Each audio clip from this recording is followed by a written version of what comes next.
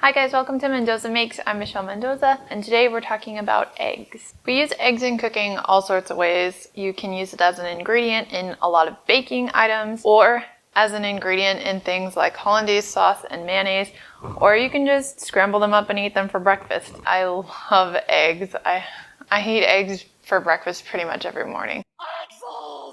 They're so good. I wanted to share some of the science behind eggs with you guys because I've found it very useful in my cooking to understand what the different parts of an egg are actually made of so that I know what to add them to as ingredients and how they affect my baking. I found it pretty neat and really useful for me, so I hope it's useful for you too. So eggs are made of pretty much three parts: the shell, the white, and the yolk. We're pretty much just concerned with the white and the yolk. You don't really eat the shell ever. The whole egg is 75 grams of water, 12 grams of protein, and 10 grams of fat. Just the yolk is 49 grams of water, 30 grams of fat, and 16 grams of protein. The white part of the egg by itself is 87 grams of water, 10 grams of protein, and 0 fat. This is why a lot of low-fat diets have you just eating egg whites, because there's no fat. There's just water and protein. They also have some vitamin A and cholesterol in them, but for baking and cooking purposes, we're pretty much just concerned with the water for hydration and the fat content and the protein content. So mainly what you need to take away from this is that the white is mostly water with a little bit of protein, and the yolk is mostly protein with some fat. Now, since we're talking about eggs, I also want to address salmonella. Salmonella bacteria can give you food poisoning, and a lot of people associate eating raw eggs with salmonella bacteria and getting sick, having food poisoning. It's kind of a common misconception about eggs a little bit though, because salmonella bacteria lives on the outside, on the shell of the egg, not on the inside. The way that you can get salmonella from eating raw eggs is if you crack an egg that has salmonella bacteria, and when you crack it, you break the shell, and the salmonella bacteria from the outside of the shell gets into the egg that you're cracking as you're using it. The minimum safe cooking temperature for getting rid of salmonella bacteria in eggs is 160 degrees Fahrenheit per the CDC. So if you cook your eggs to a minimum of 160, you're totally fine.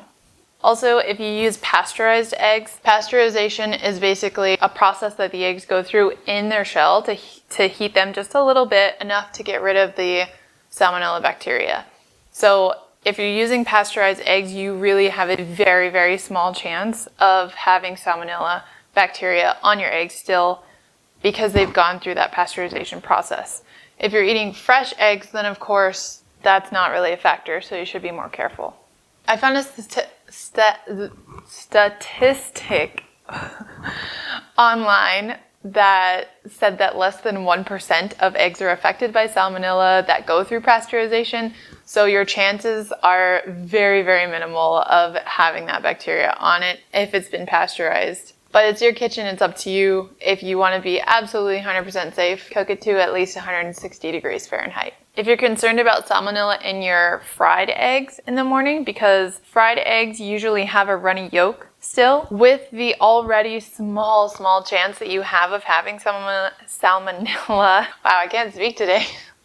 With the already small chance that you have of having salmonella in your egg, like I said, the way that it gets into your eggs and then into you, because you eat the white and the yolk, you're not eating the shell.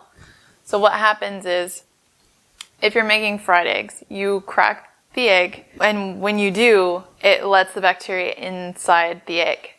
But the egg yolk is inside of the white part of the egg, right? So the salmonella that's on the shell gets into the white part, which you're cooking. If you have pasteurized eggs, you already have a very small chance of having that be a factor. And if it is, it's going to get into the white part of the egg, which you cook all the way when you fry eggs. That's how you know that they're done, is when the whites are set, which means that they're white and they're not like clear anymore. But that's why it's okay to eat, because the salmonella would get on the white part, and the white part kind of protects the yolk on the inside. And then you cook the white. Typically, eggs are kept in the refrigerator because if it does have bacteria on it, it will slow the growth of the bacteria and therefore stop it from spreading. That's why if you leave them on the counter, you should make sure that they're cooked before you eat them. There are some pre-packaged egg products like egg beaters that are usually in like a carton and they're in liquid form. Those are usually mostly made up of the white part, usually for the purpose of lowering the fat and the cholesterol. This is why you'll see them used a lot of times on people that are focusing on a healthier, low-fat diet. There are also dried egg products or dehydrated eggs that you may have seen or heard of. They're typically used in cake mixes, salad dressing, and pasta. And they're usually also made up of mostly egg white. Most of the eggs you find in grocery stores and supermarkets in the US are 4 to 5 days old from when they've been laid, and they'll keep in the refrigerator for about 4 weeks. If you ever find a carton of eggs in the grocery store that has one egg that's broken open, don't use that egg, throw it away. There's also ones that I've experienced that like get stuck into the carton and are kind of frosty on the inside. I don't know if anyone else has ever experienced that, but they like when I crack it open, it's kind of like the white part will be the consistency of a slushie. And what has happened there is that it's kind of frozen the inside of the egg because it's too cold or too close to the cooling element or whatever in the fridge. I keep mine in the middle of the fridge to avoid that because the cooler, like where the air comes out in my fridge, is in the top. So I put mine in the middle of the fridge so that doesn't happen. So let's break it down by like the parts of the egg and what they do in baking and cooking, how they're gonna help you make your food delicious. So let's talk about whites first. What you need to remember about the white part of an egg is that it's mostly water with a little bit of protein. Usually the way that this is used in baking, if you're using whites only, it's because you're whipping them to make it frothy, give it more fluff, whatever it is that you're making. The point of whipping egg whites is to make them fluffy and soft, to add volume and puff to whatever it is that you're making.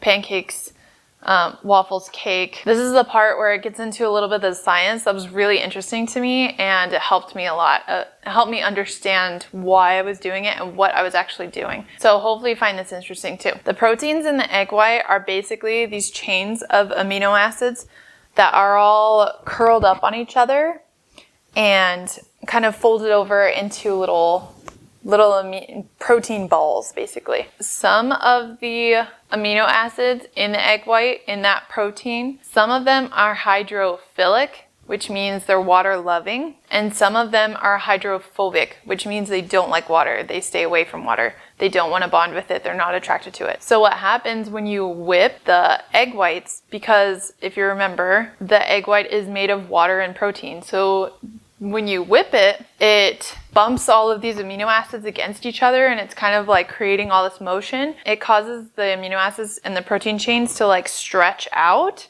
and like unfold themselves. And then what happens is the part of the amino acid that's hydrophilic, that likes the water, bonds with the water that's in the egg white. The part that doesn't like the water gets kind of pushed out and shoved to the surface, because while these the hydrophilic acids that like the water are trying to get to the water as you're whipping, they're just shoving the hydrophobic ones that don't like the water out of the way. So they get shoved to the top. And it creates this fluffy texture. There are a few stages of whipping your eggs. There's soft peaks, stiff peaks, and firm peaks. And what that refers to is like if you're whipping it and then you take your whisk and you kind of go like this and scoop it up, the peak that forms, like how stiff is it? Is it super soft and it's just gonna like kind of crumble and fall over? Or is it pretty firm and it's gonna like stay on your whisk in a little hooking peak on the top? So because of these amino acids that are interacting with the water and like bonding and pushing the hydrophobic ones out and creating that fluffy texture, that's why it's so important to make sure that you don't get any part of the yolk into the egg whites when you're separating them if you're going to whip them, because the egg yolk has fat in it, and the fat will disrupt that kind of chemical reaction that's happening where they're trying to bond with the water. The fat will get in the way of that. That's also why you want to make sure you use either a stainless steel bowl or a glass bowl and a stainless steel whisk when you're doing it, because if you use a plastic bowl, fat will stick onto the plastic. Like no matter how much you wash it, fat loves to stick to the plastic. All of this is happening on like the microscopic level. So if there's even the tiniest bit of fat left on your plastic bowl, even after you washed it, it might mess up your egg whites. So just use stainless steel or glass. And whipping egg whites can take a while depending on how many you're doing. You can't just do it by hand. But if today's not your arm day, then just use your stand mixer. If you do use your stand mixer, kind of keep an eye on it and pay attention. It only takes like maybe a couple minutes to whip them up into pretty stiff peaks. Keep an eye on it, because if it gets over whipped, it'll break. That just means that they got to the point where they're over whipped and now they're like kind of deflating back into themselves. If you do over whip your eggs, what you can do to fix it is just add more egg white and whip it up some more. The added amount of unwhipped protein chains that are still curled up on themselves will uncurl as you whip, and they'll bond everything back together again. Next time you make pancakes or waffles, try separating your eggs and whipping the egg whites separately and then like folding them into your pancake batter. What does that mean? What does fold in the cheese mean? Sometimes it's not really about what you put in, but the technique that you use to add the ingredients. So now for the egg yolks. As I said, that all of the fat in an egg is contained in the yolk. So when you're adding a whole egg, or if you have recipes that call for like a whole egg and an egg yolk, it's usually because it wants that extra little bit of fat. There is also water and protein in the yolk, like there is in the white, but it just has that added fat. Usually whole eggs or egg yolks are used in baking to add structure to cookies and cakes and things like that. The fat will help add like a rich flavor and keep a structure more firm. Because of that added fat, they're also used in old-fashioned ice cream to help it be thick, and in some like custards and creams to help thicken the mixture. Eggs are also used as an emulsifier. If you don't know what an emulsifier is, I'll back up for a second. An emulsion is a mixture of two things that don't want to mix together. Usually it's going to be oil and water. Oil and water don't want to mix together. If you pour a glass of water and you drop some oil into it and you mix, it doesn't want to actually mix together and create a homogeneous mixture. It just wants to, you'll see that the oil just kind of sits in droplets in the water and doesn't mix. An emulsifier is a kind of third party that comes in and gets those two things to go together. It's basically like when you have your friend from college and your friend from work and you're like the one that connects them together, that's an emulsifier. So because egg yolks and whole eggs have those amino acids that are half hydrophilic, love water, and half hydrophobic, don't like water, what happens when you add eggs to things that have water and oil in them is they help bind them together, because the part of the protein in the eggs that likes water bonds with the water, and the part that doesn't like the water binds with the oil, holding them all together. So if you think of a cake recipe or a cookie recipe, usually you have flour, water, oil, or some type of fat like butter, lard, vegetable oil, stuff like that. And the water in that recipe is helping to hydrate the flour, so that's why you need it. And the fat in that, like the oil and the butter, is going to help create flavor and structure in your cookie or your cake when it's finished. But you need something in the middle that's going to hold them together. And also, the eggs provide a little bit of additional water and fat, because that's what they're made of. And they're going to help hold all of that together. So that's why we add eggs to baked goods. It helps create that structure and help provide a little additional water and fat and bring everything together. They're like the real baking MVP. As far as cooking goes, we can use eggs for basically kind of as glue. So if you're making meatloaf or like ground beef, usually sometimes you crack an egg and put it in your mixture of ground beef when you're mixing it all up. helps hold it all together. Or if you're doing like fried chicken, you first give the chicken an egg wash and then put it in the flour or the panko crumbs or whatever you're using.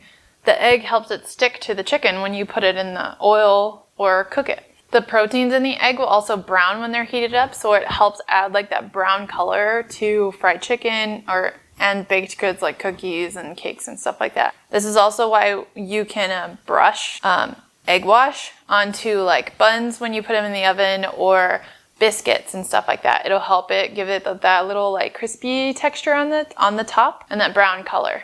And it'll give like any seasoning that you're putting on top of whatever it is, it'll help give a sticky surface to stick to. Like if you're brushing bagels and you want to put your everything bagel seasoning on the top, it'll help it stick to the bagel dough and it'll brown. Same thing with hamburger buns and sesame seeds if you put those on top, or maybe some flaky biscuits and you're putting sea salt on the top. Contrary to the cool factor that the cinema world has shown us, where we see chefs in movies and TV shows cracking eggs on the side of a hot pan, contrary to that, you actually really want to crack your egg on a flat surface, because cracking your egg on a flat surface like the countertop will give you less of a chance of creating little tiny shards of eggshell that will get into your egg when you actually open it and it falls into your pan or whatever you're using. Another way to prevent getting shell into your egg when you're cooking or baking something is to crack it into a separate bowl first, so that if you do get any in there, you can easily get it out. If you do need to get it out, what I usually do is I just use a bigger part of the shell that I have left in my hand, because the sharp edge of the shell will break the surface tension of the egg white and help you grab the little piece of shell out. I especially recommend cracking your eggs in a separate bowl and then adding them for anything that you're making in your stand mixer, because if you have your stand mixer running and you're adding eggs while it's running and you're cracking them into it, you accidentally drop a piece of shell in there and while it's mixing, like, good luck getting it out, because it's gone. If you're separating your eggs, there are two easiest ways to do this. Usually I just use the egg shell. So what you can do is crack your egg on a countertop, and then when you go to open it, only open it enough that you can get some of the egg white out, and then kind of turn it so that it catches the yolk before it falls into the bowl. And then if you just pass the yolk in between both of the bigger size shells that you have left, the egg white will kind of drop off, and then you'll be left with just the egg yolk in the shell, and then you can put it into a separate bowl and use it for whatever you're putting it in. The other way that you can do it is just use your hands. You can just crack it open and do kind of the same thing where you let some of the egg white fall out, but you catch the yolk before it falls out. But this time you would just drop it into your hand and catch it between your fingers and let the egg white run down through your fingers. So since we're talking about eggs, one of my favorite ways to have eggs, and the way that I grew up eating them, is scrambled. There are some different theories and opinions on adding liquid like water or milk to scrambled eggs to make them more fluffy. So I was really curious about why, because to be honest, I've been adding a splash of milk to my scrambled eggs before I put them in my pan for years, and I never actually knew why. I just knew like, oh, it makes them more fluffy. I found that the fat in the milk will help add some structure to the curds of the eggs when you're scrambling them. So the idea with adding water is to add moisture, and basically when you're heating the eggs, the idea is the water will turn into steam and evaporate, and the steam will cause the eggs to be more fluffy. Well, some people just add water for that effect. I like to add the milk because the milk has the fat in it to help with like the rich flavor and the more structured curd of the egg, and it has moisture that will evaporate and be steamy, so it kind of does both. There are chefs that make the argument that adding milk or water takes away from the egg flavor, but I've never had eggs that I've added milk to and they don't taste like eggs. What do I know? I'm not a chef. Some people also suggest adding other things. I found that Claire Saffitz suggests adding a little bit of butter to hers to make it like develop that fat and that rich flavor. Gordon Ramsay famously puts creme fraiche in his eggs to give it a little bit of fat and tang flavor. Some people just add the water. I usually add milk to mine. Honestly, it's your kitchen, it's your eggs. Add whatever you want, or don't add anything at all. The way that I make scrambled eggs is I crack my eggs into a Pyrex glass, and then I add a little bit of milk, maybe a tablespoon's worth. I just kind of go bloop into the Pyrex. I scramble it up with a fork or a whisk, not a spoon, because what you're doing when you scramble your eggs like this is adding air. That's going to help whip them up so that they'll be fluffy, because the prongs of the fork have holes in between. A spoon won't work as well because it's just a solid spoon and there's no holes for the egg to go through. Even though I use a nonstick pan, I still add some butter to the pan. I let that melt a little bit and then I add my eggs. The butter helps grease the pan for me so that the eggs don't stick, and it adds some fat for some more flavor. Then I add my eggs, but I don't add them to a hot pan. I add them to the warm pan. The trick to making super fluffy, like cloud scrambled eggs is the addition of fat, water, and using a warm pan. Because if your pan is too hot, they'll heat up way too fast, and then they'll be brown and burnt and it'll get too hard. Because what happens with the protein in the egg is when you heat it to a certain point, it starts hardening up. But I really suggest the warm pan because scrambled eggs cook up very quickly. The trick that I have used that works very consistently because I make them every morning. I love scrambled eggs. Half a tablespoon of butter, let that melt in the pan. As soon as it's melted, I add my eggs. The pan's not hot when I add this. Like if I put the eggs in the pan and they make like a sizzling noise, I know that the pan's too hot. Or if the butter starts to brown, it's too hot. I'll let it cool down before I add the eggs. So the butter should be still like yellowy white. Put the eggs in and I keep them moving with a rubber spatula. Rubber spatulas are golden for this and many other things. Honestly, like rubber spatulas are kitchen MVP. I love them. But they help get underneath the liquid of the egg and really scrape the sides down so that you get all of the egg. And what I do is I just make a line into the center and I just keep pushing the egg around in the pan. I just keep it moving, keep it moving, keep it moving. And so it evenly cooks. And it cooks up really quickly, like maybe 1 to 2 minutes. But they'll make some nice fluffy eggs.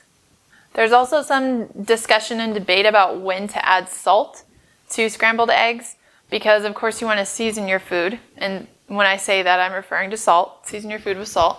However, if you're going for very fluffy scrambled eggs, add the salt towards the end when the curds are already formed in the pan and then keep mixing. Just quickly, grab some. I keep mine ready and like available for me to just grab so it's easy when I'm mixing so that I don't have to stop mixing to get the salt because you want to keep them moving the whole time they're in the pan. There are those that say to add salt when you're mixing it. So like when I have mine in my Pyrex before you put it in the pan, you'd crack your eggs, put your milk or your water or whatever you're going to add if you're going to add it, and then add salt. And then scramble them and then put them in the pan. I've tried it both ways and I haven't noticed a massive difference, but the salt crystals will make it harder for the egg to actually like be homogeneous and scrambled together if you add it before they're actually scrambled. So adding them after you've mixed them and whipped them up and put them in the pan, once the curds form, they're scrambled. Like now you can season them. And really what you want to be doing anyway is seasoning to taste, like salt to taste. So you're not going to scramble up your eggs, add salt, and then taste it. You're going to taste them once they're cooked. So really like waiting until the end and then salting, stir it up, and then taste it. That's the best way. And then of course I put pepper all over mine because I love fresh ground pepper. And it's just delicious. And I think that's it. I think that's all I have for you guys today. I really found this very interesting, and I've been putting it into practice for a while now, and it's helped a lot, especially the egg white and understanding why that works and how it works. I've used eggs now a few times as kind of a bonding agent and an emulsifier because I learned the science behind it. So I've been finding it really useful to learn this stuff, and I thought I'd share. I hope you guys find it useful too. If you like this video or you learned something, give it a like. If you'd like to learn more, subscribe to my channel. I upload every Friday. Thanks for watching, and I'll see you next time. Bye!